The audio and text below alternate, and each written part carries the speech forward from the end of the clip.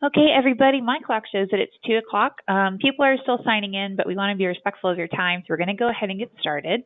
Thank you for joining us today. It is going to be an absolutely awesome hour, and you're going to learn a ton of stuff from Rachel over here.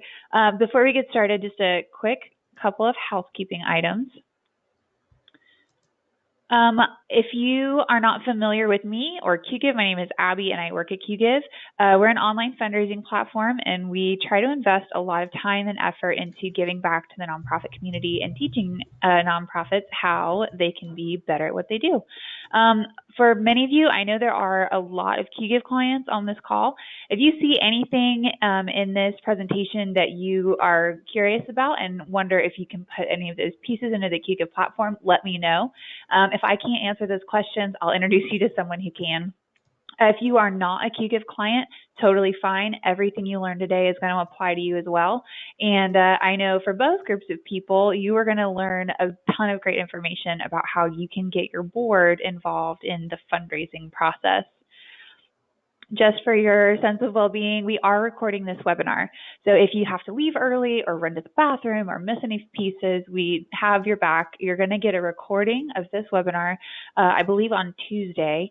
And you'll also get all of the resources that Rachel mentions in her presentation, and we'll throw a couple in there also. If you are a Twitter user, you can follow along with us on the hashtag QWebinar, and you can also follow us and Rachel. There are our handles right there. But that's all the housekeeping. You're going to get a recording, ask questions if you want to, follow that hashtag. And now that that's out of the way, I can introduce Rachel.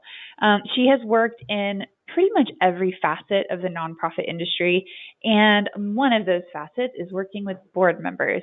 So I know this is a topic that she's passionate about, and I cannot wait for you to hear what she has to say. So Rachel, I'm going to make you the presenter. Awesome. Great. Yay, and I can see the audience view. Hello, everybody. Yay. Thank you so much for joining us. We're super thrilled to have you with us today. I absolutely love QGIve and I love working with Abby, and I'm thrilled to be here. This is such an important topic, and I just want to acknowledge that managing and recruiting and managing and motivating a board is not for the faint of heart. It's a lot of work. I have been in your shoes. My background is in nonprofits. I started a nonprofit when I was 26 years old to empower girls in math, science, engineering, and technology. I have had several boards in the 12 years of running my organization, and I've also run other organizations, and I've also served on many boards, and I like to joke that I have the scars and the t-shirts to prove it. And so I just want to acknowledge that managing a volunteer run group is a lot of hard work and some heavy lifting. And I've got a lot of goodies and a lot of tips to help you out today. And so you are welcome to type in your questions anytime. And we've designated time at the end to answer them. But that's me and my kids. When I'm not helping people be better at their fundraising, I'm parenting twins. I have boy-girl twins who are 11 years old. I like to joke that I bring my own party favors, and I have some goodies that you can download. I have a Makeover My Fundraising ebook, and I have more goodies on my website. So if that is interesting to you, if you have any problems downloading anything, by the way, on that site, just remove your pop-up blocker and you can download it. So if that's a technical glitch that you run into, that's how to fix it. But there's lots of goodies right there. And I do a lot of custom training and board retreats. I actually have a class coming up. That's the only time I'm going to be running this class again this year. So I'm going to mention that to you. This isn't a sleazy sales pitch, but I do want to mention a class that I have. A big part of this class is helping with boards, and it's an online class. So you'll hear about that a little bit later on. But I do a lot of custom training. I also do board retreats, and I'm really passionate about fundraising, and I absolutely love fundraising and think that we as fundraisers have the best job in the whole world. And I love helping organizations and board members feel better about their fundraising. So you can find out more there on my site, and you'll get a lot of goodies today. We're going to talk about why your board members are afraid of fundraising, how great it feels to give, the number one way you can change the board you have.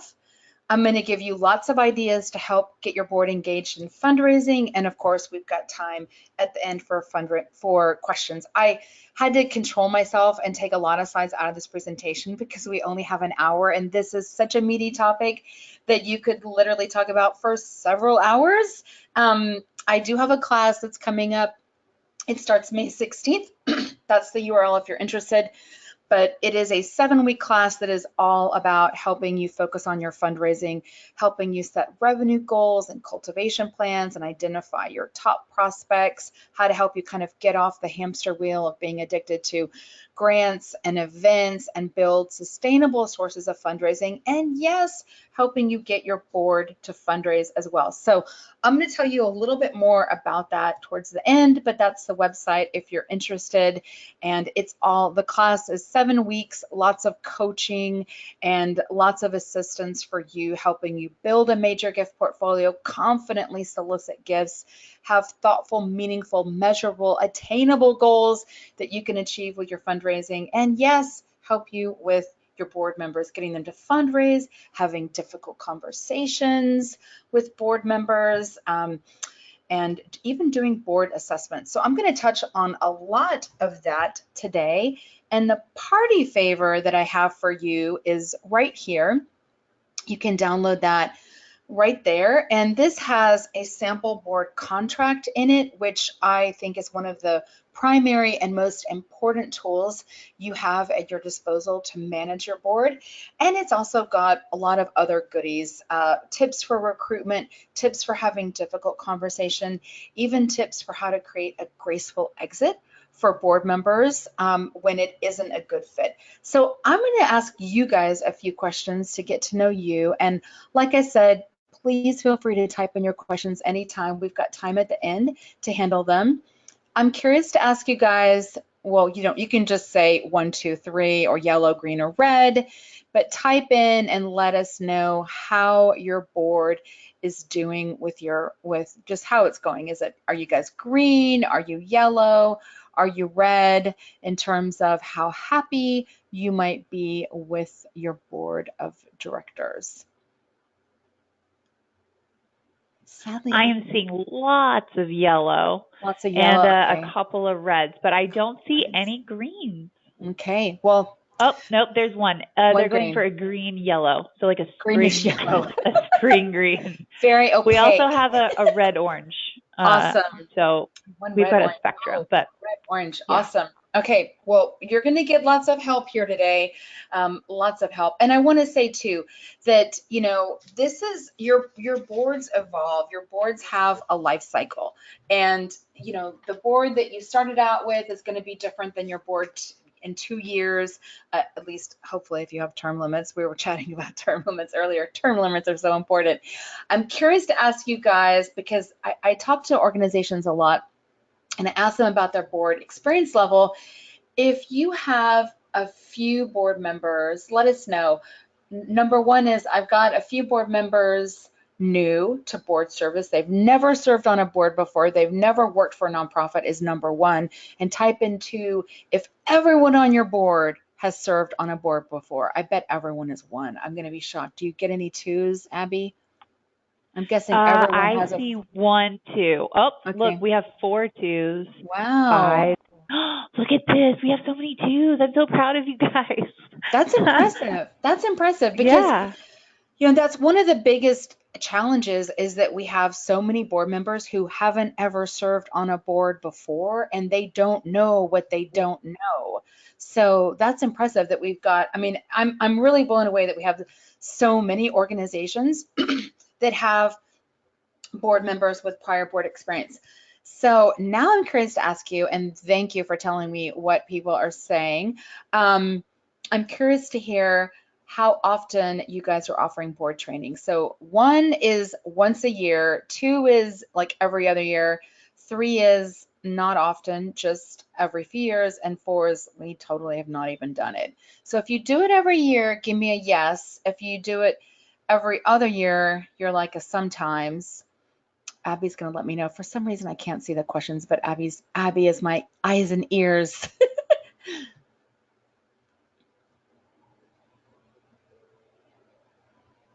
Are people offering training, Abby? What are they saying? I was on mute. It's a good day. Oh. We have we have a fair few ones. We've got a solid sprinkling of all the other ones. We have one Okay. person, Jennifer Boyden, who is absolutely killing it. She tries to do a training at every meeting, which is Awesome. amazing. Oh my goodness. Seriously. Oh my goodness. Okay. I hope that her name is Jennifer Boyden. Jennifer, I hope Yes. that you'll email me and tell me more about how you are a unicorn. I want to give Jennifer the unicorn props because kudos to her. I always encourage organizations to start off their board meetings with a little mini training, and I think it's awesome that you're doing that because they're evolving, they're learning, they don't know what they don't know, and they've probably never ever worked for a nonprofit before. Many of you have board members who have served before, but many of you have board members who I'm guessing few of you have board members who've actually served on a nonprofit before. And that's an important thing too. I want to give Jennifer props.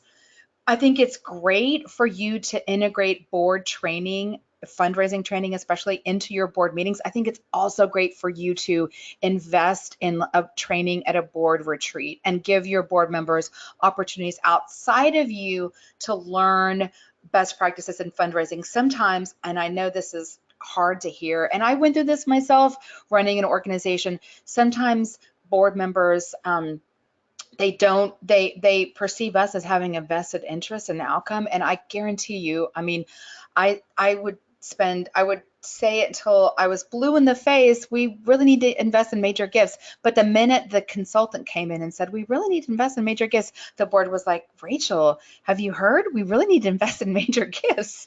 So sometimes having that outside expert can really go a long way in helping you get a point across, whether it's term limits or or any other goal that you're trying to get across, because they represent organizations all over the country. And and if that's difficult or out of your price range, think about how you might be able to partner with another organization to get training, or what expert in your community might be willing to contribute that to you, or how your community foundation or AFP chapter how you might be able to partner with them to provide some training outside of just your regular board meetings. So I believe that the number one reason why board members fail on the job and don't fulfill their duties is because they weren't told from the get-go the role that we expected them to play in fundraising. And this isn't real life, this is just a movie set, but a lot of time and time again I see organizations, and maybe it's because a board member who was uncomfortable and felt averse about fundraising was doing the recruiting. Maybe that was the reason why they weren't setting expectations clearly and they downplayed expectations. But that is the number one reason why I see things going wrong. And I'm a big fan of having robust board agreements, robust board orientations, robust board contracts, if you will. And the truth is, you wouldn't take a job without reading the job description. I mean, no one would want to take a job without knowing what was expected of them. You want to be able to get an A. You want to be able to know what you're going to do and feel good about being able to do it. And that's absolutely true for board members as well. So some of the reasons why it may not be working is you may be feeling like, of course, what I just said, that the expectations of service aren't clear when the board member is being recruited. I mentioned this already, but they haven't served, they haven't worked at a nonprofit organization. If they haven't served on a board before, they just don't come out of the cereal box knowing what it means to be a great board member. And sometimes we have a little bit of responsibility here too as well, because it's easy for us, as being passionate as we are about our cause, it's easy for us to forget that they're volunteers, and it's easy for us to underestimate just how much support they need. And that's no joke. It takes a lot of heavy lifting to have a really successful board of directors. And some of you on this call may feel like, oh, that's just, I can't invest the time in that right now. And that's okay. I totally understand. They take a lot of nurturing, they take a lot of training, they require a lot of hand holding, they require a lot of motivation. a lot of times we get crossways with our boards, and it's easy for us to forget that they just don't have the knowledge or the context or the background that we do. They may not share our connection to the mission. Board members are all different. Some people are going to be introverted, some people are going to be extroverted, and different things are going to appeal to them. So that's one reason why I'm a big super fan of having a really robust board contract that offers your board a menu, laundry list, a la carte menu of all the different ways that they can support fundraising so that they can find the way that works best for them. And of course, as I said earlier, they may not have the experience with nonprofits to really understand. And I don't know if you've ever felt like you had board members who were quote unquote playing nonprofit. I totally understand what that feels like and what that means. You may feel like, gosh, they haven't worked for a nonprofit, they haven't served on a board before, and this feels like they're kind of trying on something that they've never done before. And you would be right. So this is one of the reasons why recruitment is so important. And this is also a reason why board agreements are absolutely king. I am a huge fan of having a really robust board agreement because this is where you can set expectations properly. And I think if you have a robust board agreement that really clearly outlines what you're offering to board members, how you're supporting them, and what you expect from them, you won't have things go off the rail. You won't have board members who say, well, I was never told I was going to be responsible for fundraising. What the heck is that? I'm not doing that. This is your number one way that you can make that happen. And my friends, if you're feeling like, oh, I missed that boat, Rachel, that's too late for me, I don't have that in my board contract, I'm going to talk a little bit later about how you can use assessments to change the board that you have. So this is an example of a sample board contract. Now this is in your goodie right here, this goodie right here, Makeover My Board. It has a sample board agreement. And what I want to point out about this sample board agreement that's in there is it lists all the different ways, and this is a PDF, you can edit this, you can get inspired by this. It has all the different ways that a board member is going to be engaged in fundraising, from making an individual gift, from supporting fundraising. So that could be, I'm going to make an individual gift, I'm going to name you in my estate plan, I'm going to buy tickets to the gala, I'm going to contribute wine bottles to the wine toss, I'm going to invite 10 people from my circle of friends to come take a tour of the organization. If you give them many, many ways that they can support fundraising, and think of ways that would appeal to introverts and think of things that would appeal to extroverts too. And if you really genuinely offer 35 different ways that they can support fundraising, they're going to sign up for more than one, and they're going to sign up for the one that appeals to them, because this isn't one size fits all. People are different, and different things appeal to them. Your introverted board members are not going to feel comfortable hosting an event, but they might feel comfortable with, writing thank you notes, writing personalized thank you notes to board members, or contributing in other ways. So it's important that you offer lots of different ways. So this is from my friend Andy Robinson. He has written several books about boards, and one of my favorite books that he's written about boards, he wrote with Andrea Kilstad, and it's called How to Train Your Board to Raise Money. And it looks like a cookbook, and it's loaded with fun activities, great activities that rock stars like Jennifer, our unicorn today, are using or can use to do many fundraising exercises with your board members at board meetings. But this is an example that Andy shared of a menu of fundraising opportunities, and I love this. It's an all-you-can-eat menu. We ask you to commit to as many items as you like, but at least one per category. So it's great that they're setting some expectations of what, some social proofing here of like what we expect, but they're giving people lots of options, and that gives people the opportunity to pick what works for them. Again, fundraising isn't one size fits all. Some board members are introverts and some are extroverts, and it's important that you give lots of different options so that they can all feel good about the role that they're playing in fundraising and do what appeals to them. Another tip from Andy, and I really love this tip, is it's important to share with your board members that this is a give and take of what you're giving to what you're asking of them as board members in service and what you're going to give to them to help them be successful. This is a partnership. This is a relationship. So board members give us positive fundraising attitude, their skills and their time and their effort. We ask that you give generously. I firmly believe that it is totally valid and appropriate for you to expect and ask your board, your prospective board member in the recruitment process. We ask that all board members during their time of service give to us as one of their top 3 charitable priorities. Are you willing to make us one of your top 3 charitable priorities? I think that is important. If you're down there like number 20, it's important that you have this conversation. This is a meaningful conversation to have. But, we're asking you to provide these things, and in return, here's what you can expect from us. This is a give and take. This isn't just you're taking. In return, you can expect training from us and support. You can expect lots of different ways that we're going to give you to choose how you want to be engaged with us. And we're going to give you choices in how and when you give. So I'm a big fan of this. This isn't just take. We're going to give to them too. So adopt this. This is a partnership, and it's important that you're clear with them about what you expect and what you're going to offer them to support them in return.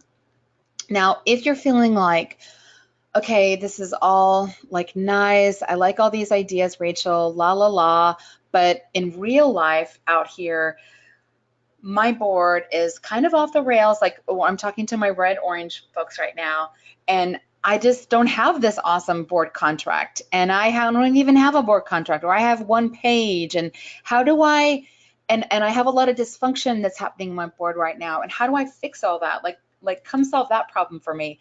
So I'm a big fan of board assessments, and what I like, you could call it an assessment if assessment as a word sounds too much like an exam or like a health checkup that you don't want to have, or anything like that. Survey is pretty innocent. It's pretty general. So you can just try the word survey if assessment is too much.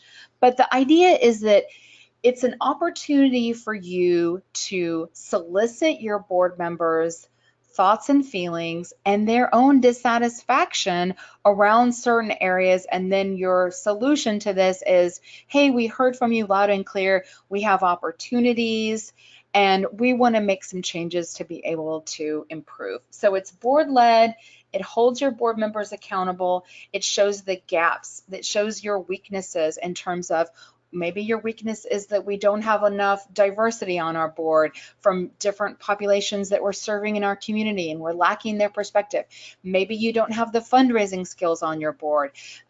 Maybe you don't have board members engaged in fundraising. All of these issues, it's a way to get these issues out into the open without attacking anyone, and in a safe environment. So it also really shows you where we need to go from here to fix it.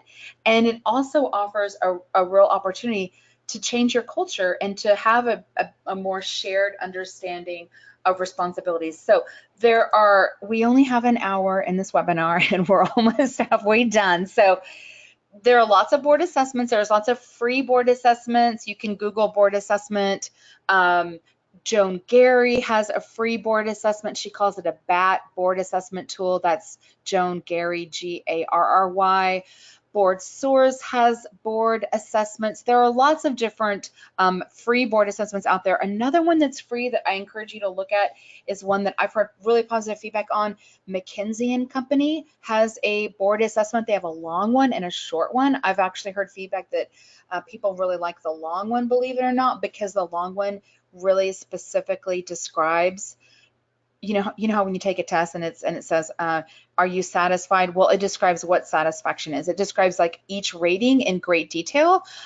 So those are a few resources out there. I encourage you to work with your board chair, your president, your vice president, your governance chair, your chair of your board. These are all people that could be your ally in a board assessment. And you can do a board assessment of how they're feeling.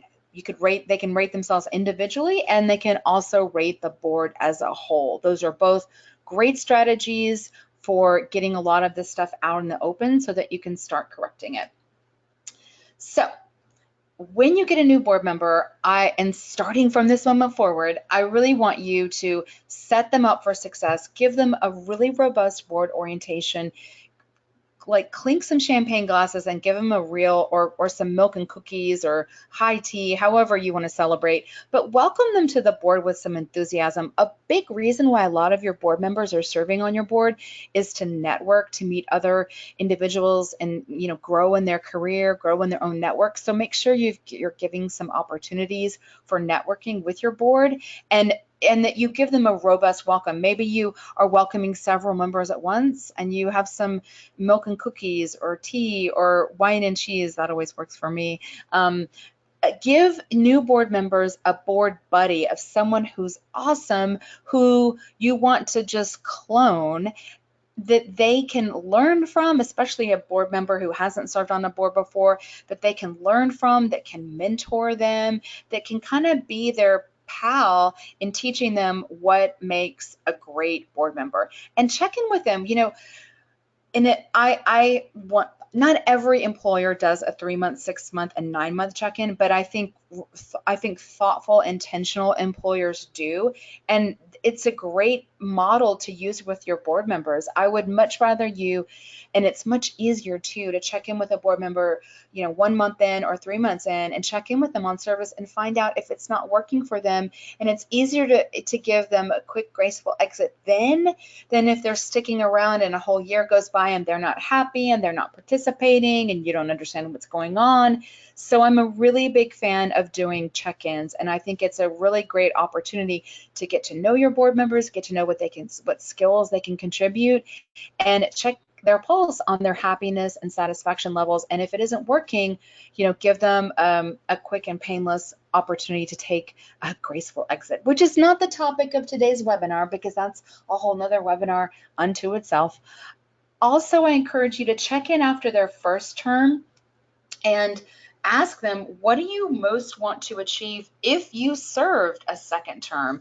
It's appropriate for you to ask those kind of goal-setting questions with your board members. So those are a few things that I would recommend to set you up for success. These are also really great tools to manage a board. Term limits, number one, having a detailed board contract.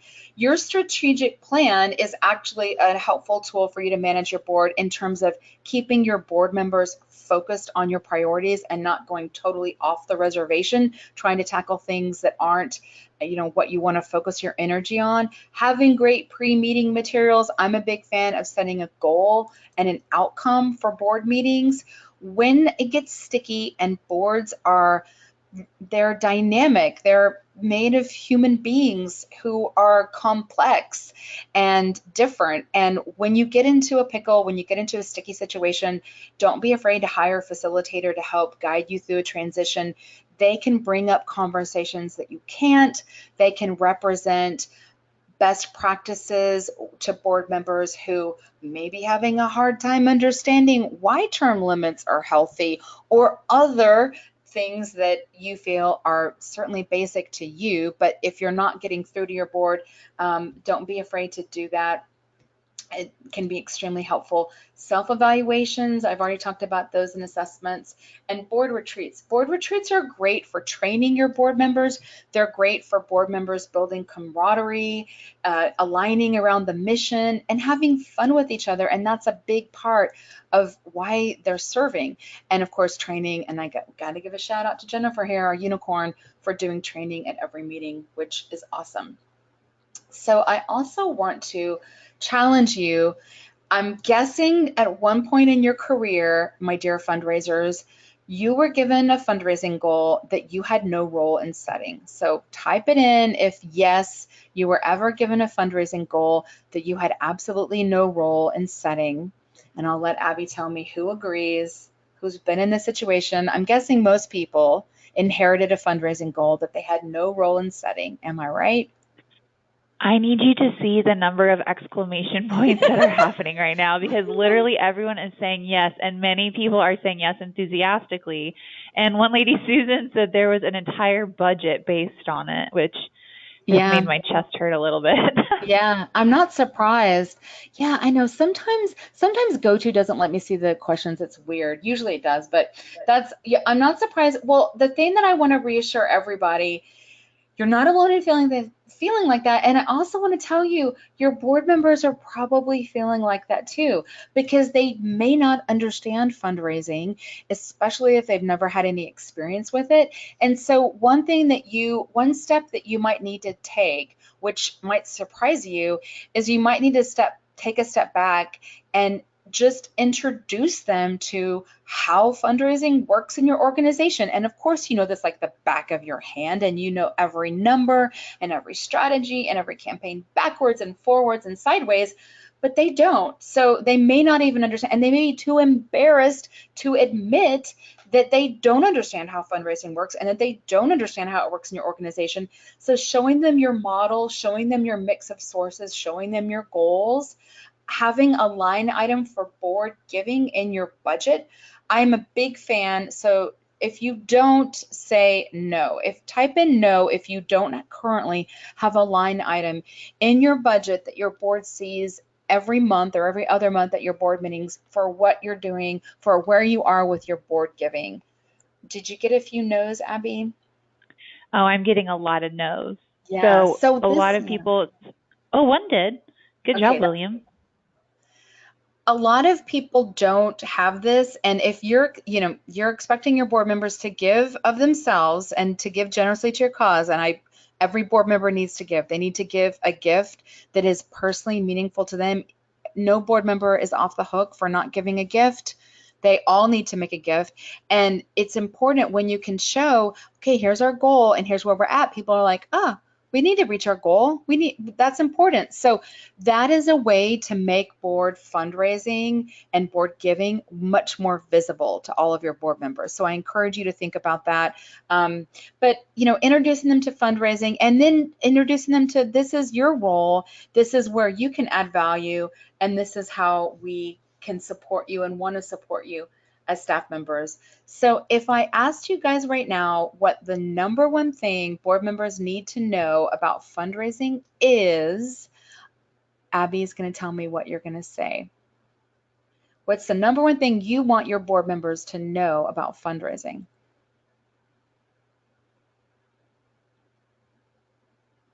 That this is everyone's job, how much they depend upon it. Oh, someone pointed out that they need unrestricted gifts, which is important. Mm-hmm. Just because someone says no, it doesn't mean that you shouldn't ask again later. Mm-hmm.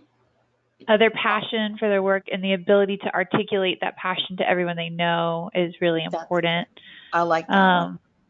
That one is really big. A lot of it is about or around like ongoing fundraising. It's important for the mission, and it's not just special events. It's an ongoing project.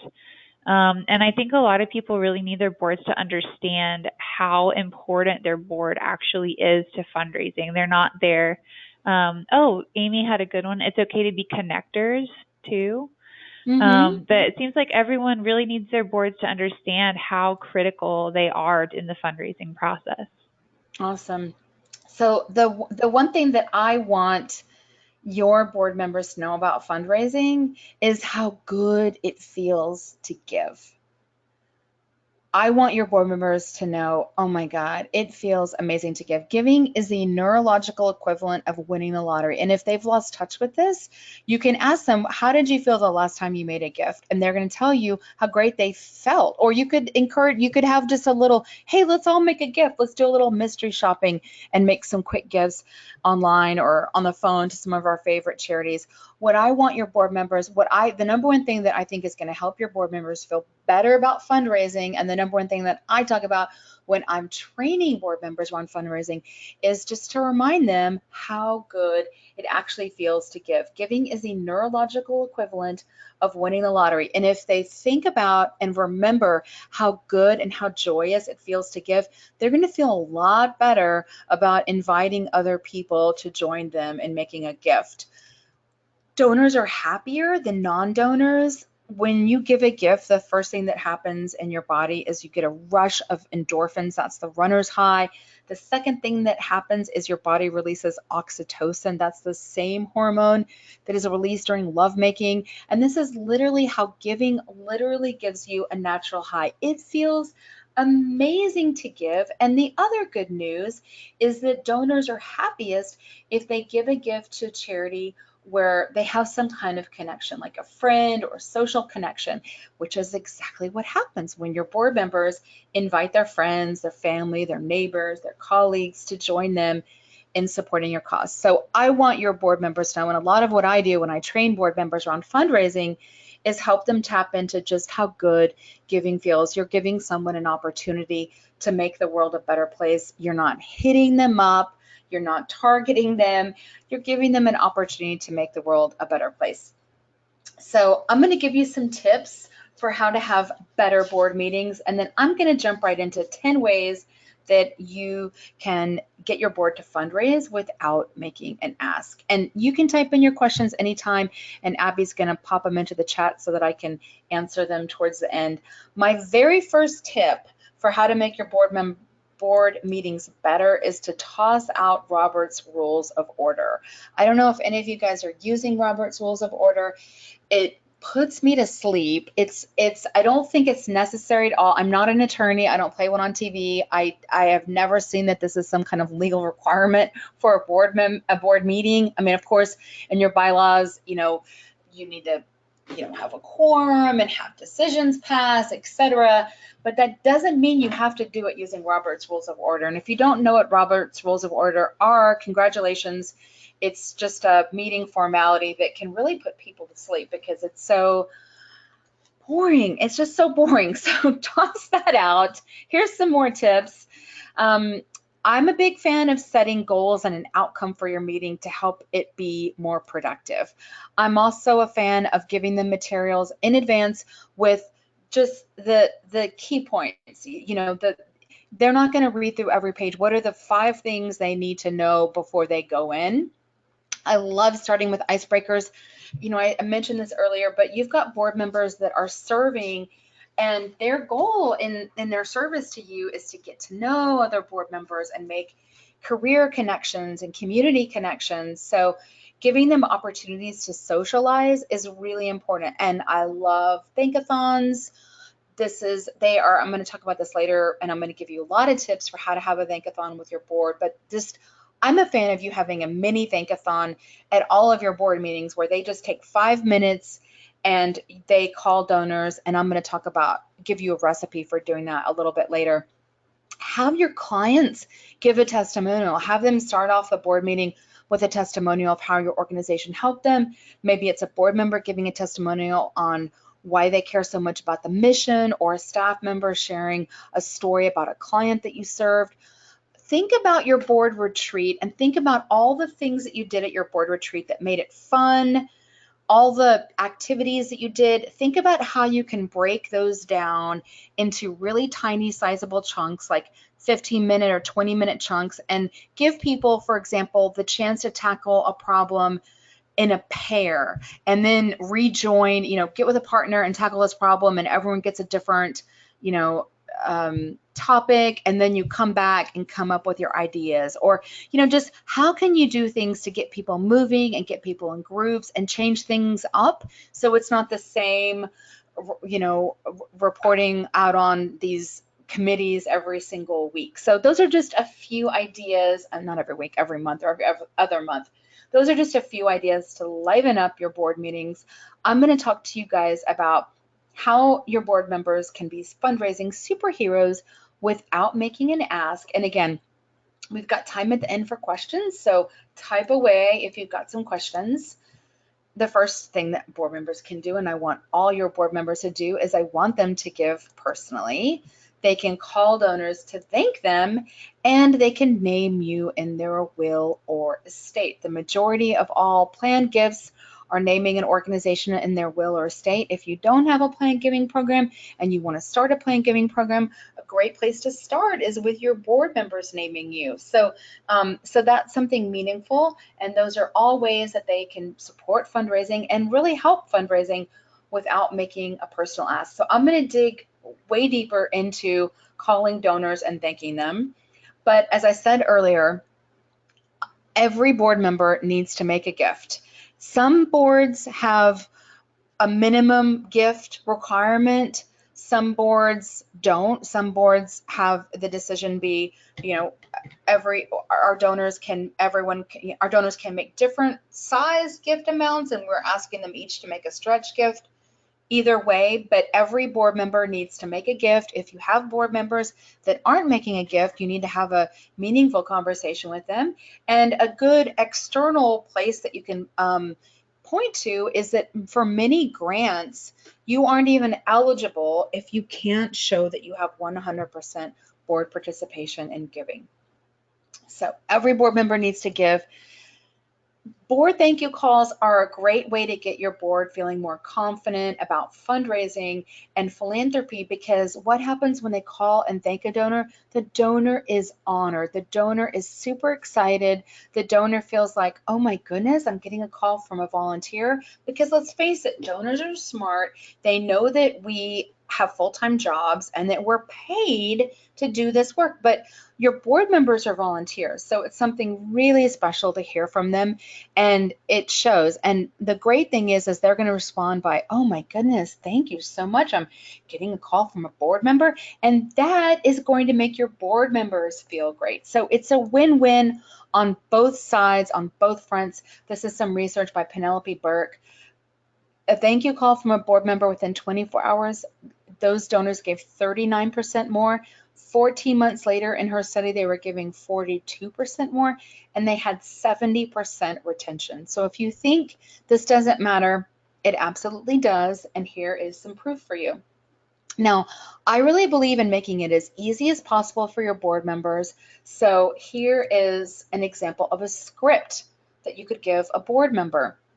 Make it easy. You've got some board members who are really introverted and they aren't going to know what to say, and they're going to be nervous about getting a donor on the phone. Now, again, 9 times out of 10, they won't get a board member on the phone. They're just going to get voicemail, but go ahead and have them be ready with a thank you script. They can read the script in their voicemail message.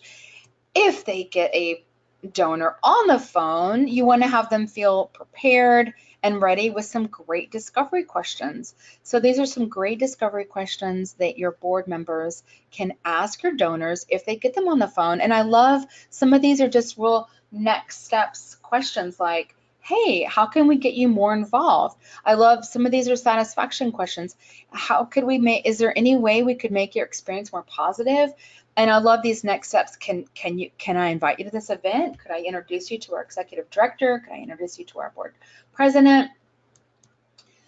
So to sum up, I want you to make it easy for them. I want you to give them scripts. I want you to give them a phone number, a little bit of information about the donor. I'm a fan of having you do this at your meeting because you know it happens, and you know who they got voicemail with, who they talked to on the phone. So I'm a fan of doing that. Give them some sample discovery questions. And if you want to, another nice thing that you could do is give them a story, like give them a win that the donor made possible. Give them a story that, oh my gosh, I'm so glad I got you on the phone. I have to tell you this amazing story about one of the kids here at the children's shelter, that this is an amazing transformation story. I can't wait to tell you this. And then, you just give them a few details of a story. So those are all ways that you can, not only will this make your donors feel over the moon, it's going to make your board members feel great too, because they're going to feed off of how happy your donors are. You can also invite them to invite their guest for a tour of your organization. They can host a cultivation event in their home. Some of your board members no doubt have lovely, lovely homes and would be willing to host a cultivation event. They might be willing to take on a few donors that they could cultivate themselves, just a few donors that you know, that they can take to lunch, that they could share personal information with, that they can talk to. So, you know, just getting assigned 3 is a really good number. And if you give more than 3, it can feel overwhelming. I think it's okay if you're in a capital campaign. You know, those are larger endeavors, and a board member involved in your capital campaign could have 5 or even more donors, but I think a realistic number is 2 to 3. These are some more tips for you.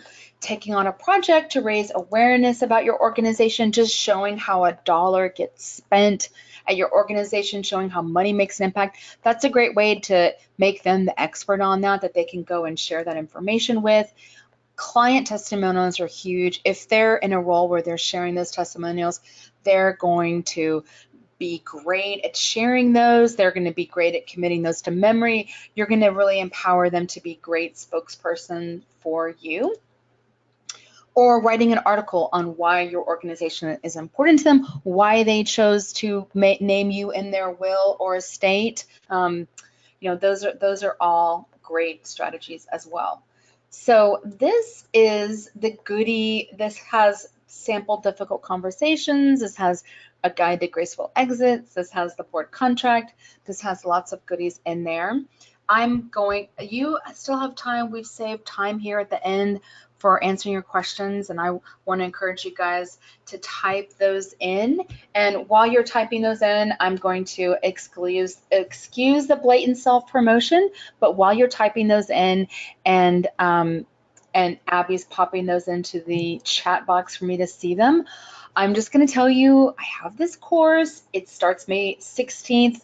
If having a real clear, crystal clear plan on who your best prospects are is something that appeals to you, if getting a confidence boost and making the ask, and if you're struggling with, you know, how do I do all this? How do I make all this happen? If you're stressed out and burned out, if you're new to fundraising, if you've been doing this a while and you think you know everything, but you're just not getting the results, this is a really great opportunity. This is a 7-week class, but you have access to all the materials for a full 12 months, and it's loaded with workbooks and cheat sheets and coaching every week from me. There's a wealth screen of donors, and there's also video email, which is a really great tool for communicating very irresistibly with your donors. And you get a fundraising buddy. And in addition to having me as a coach, you get paired off with a fundraising buddy as well. And this is an overview of the modules that are in the class. We kick off with doing a fundraising health check. Then we look at setting a revenue goal and a cultivation plan for your top prospects. You get a wealth screen. We go into how to create mid, major, and planned giving programs, critiquing and enhancing the donor experience, helping you get the visit and nail the ask, helping you make over your board. So you got a little bit of a taste of that today, and ultimately how to create a culture of philanthropy. So that is the overview of the class, and that's a little bit information about where you can find out more. I'm going to answer these lovely questions right now. So one person asked, can you go into more detail about board buddies? What does that look like? Are they other board members? Yes, board buddies are other board members, and those ideally are your really great board members, your board members who are, you know, people you want to clone. And what's great about having a board buddy is you have, you know, number one, they get to build a relationship with someone. And a lot of these people are serving on this board because that's the reason why they want to build relationships. They want to network with key people that you have on your board.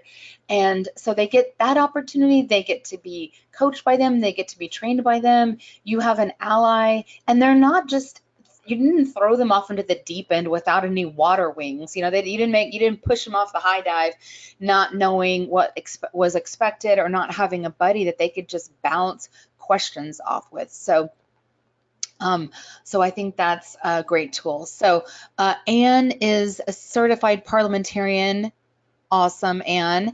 And Anne mentioned that Robert's Rules of Order are useful when you're dealing with legal issue, conflicts of interest, dissolutions, mergers. Absolutely. That's awesome. How do you have a meeting without Robert's Rules of Order, without it spiraling into chaos?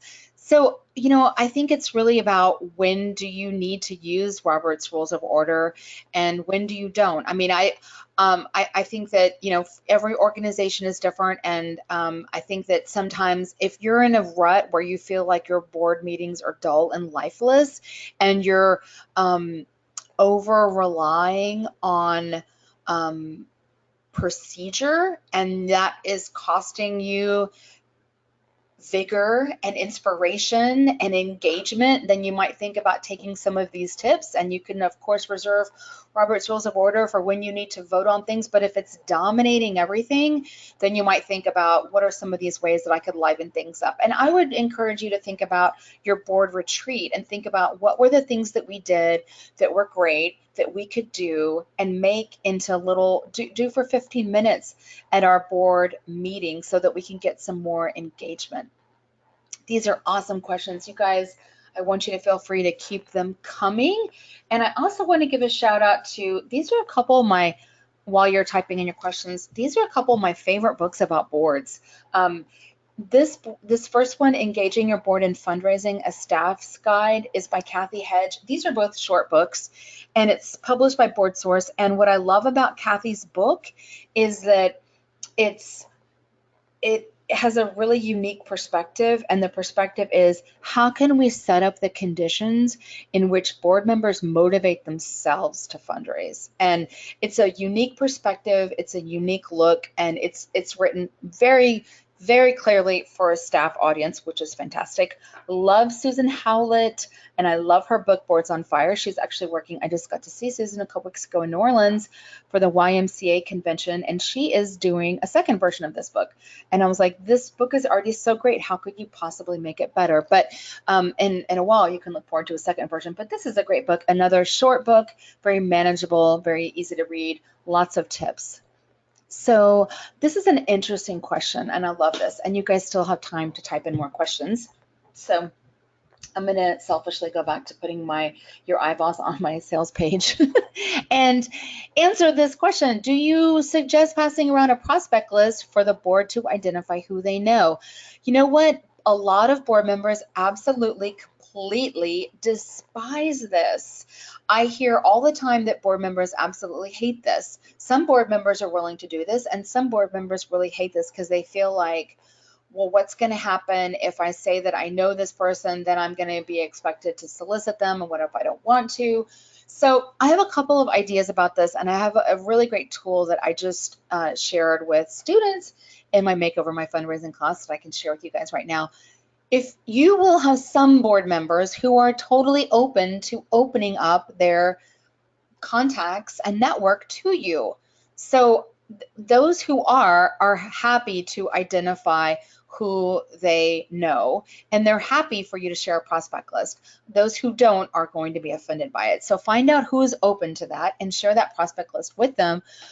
And for folks who are open to it, I really want to encourage you to try this trick. In LinkedIn, and I'll just surf over here to LinkedIn really quick and show you guys this. So in LinkedIn, you can see in your network, you can see all of the people that you're connected to. And you can also see my network. I'm going to show you guys my link. Here's my LinkedIn network right here, all my connections. So you can go to your connections and you can download these. So see where it says, so I'm wildly moving my cursor here. I don't know if you can see it, but underneath work, underneath these ads over here, top right, where it's top right over here, it says manage synced and imported contacts. So you can actually download a CSV file, a comma separated value file of all of your contacts on LinkedIn. You can download it and it'll have their name, their email address, where they work if they put their email address in LinkedIn. It'll have their name, their email address, where they work, their job title. So for those board members, boom, did I just like make you so happy today or what? For those board members who are willing to share their contacts with you, you can say, hey, would you be willing to share some of your contacts on LinkedIn? Why don't we start there? Maybe you want to pass out your prospect list. You could do that. You could also ask them for their network. So that's one thing that you can do. I know several board members who happily do that with the organizations that they serve. So let's see here. What happens when you have a board member that goes beyond the responsibilities of his role, does activities without your knowledge, doesn't include you on visits, and may at times question your strategies? Oh, my poor dear. So that's kind of tough. You need to have a conversation. You need to set up a meeting and have a conversation with your I would first talk to your board chair, your board president. You know, your board chair is your right arm and your partner in crime when things start to go south.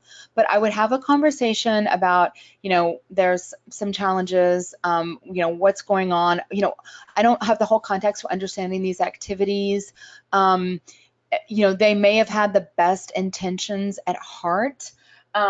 So again, I'm going to pull up something really quick if I can just use my mad skills here, because I recently did a training, and I started out with this, I started out with like so many slides for today. I literally had like 90 slides, but I was like, we only have an hour. We can't do all of this. So I'm giving you a sneak peek. This is a big part of what is in my course, Makeover My Fundraising, but I'm just going to pull up some slides around having difficult conversations because we still have 4 whole minutes. And while I'm doing that, let's see if I can. There's another question. The other book that I mentioned, Carrie, at the beginning of this session, at the beginning of this webinar, was How to Train Your Board to Raise Money. It's called Train Your Board to Raise Money, and it is written by Andrea Kilstead and Andy Robinson, and it's really good. And so it's like a cookbook. The cover literally looks like a cookbook. So I'm going to just go right over here. Here's some guide for difficult board conversations, my friends. Be careful of your tone in email. I would talk to your board chair and then because it's always good to put a person in between you and the problem. I would talk to your board chair about what's going on first, and don't try to resolve it via email. Set time to make a face-to-face appointment.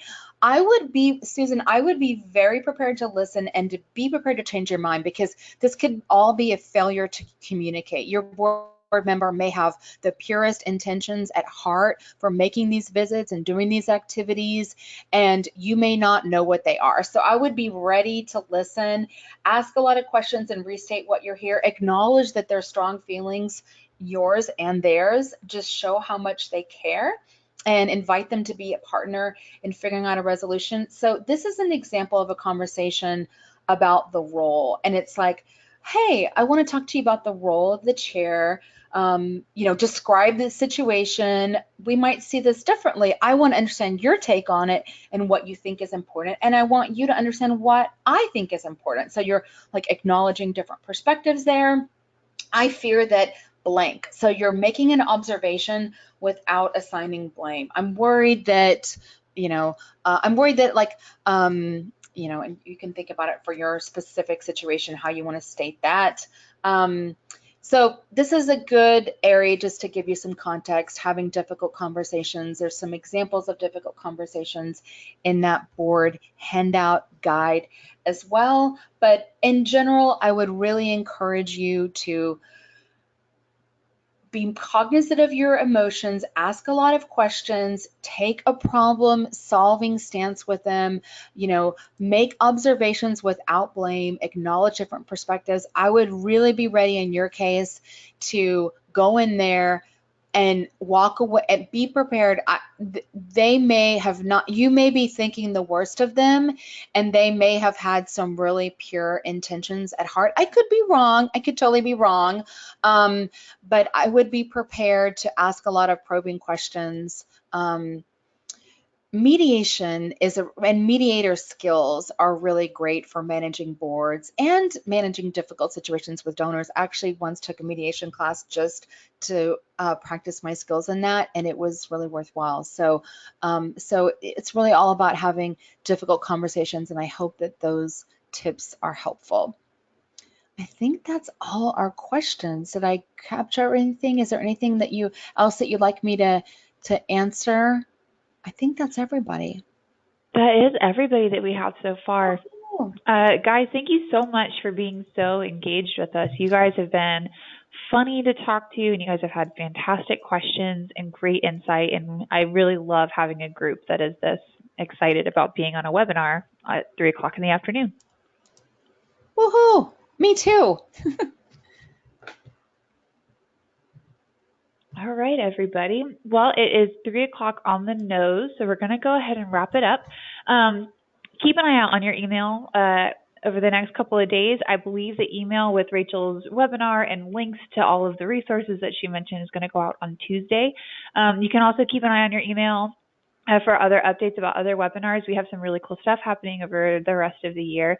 So this is not the last time you'll hear from Rachel. I'm pretty sure she has a fantastic website that I will also link in that email.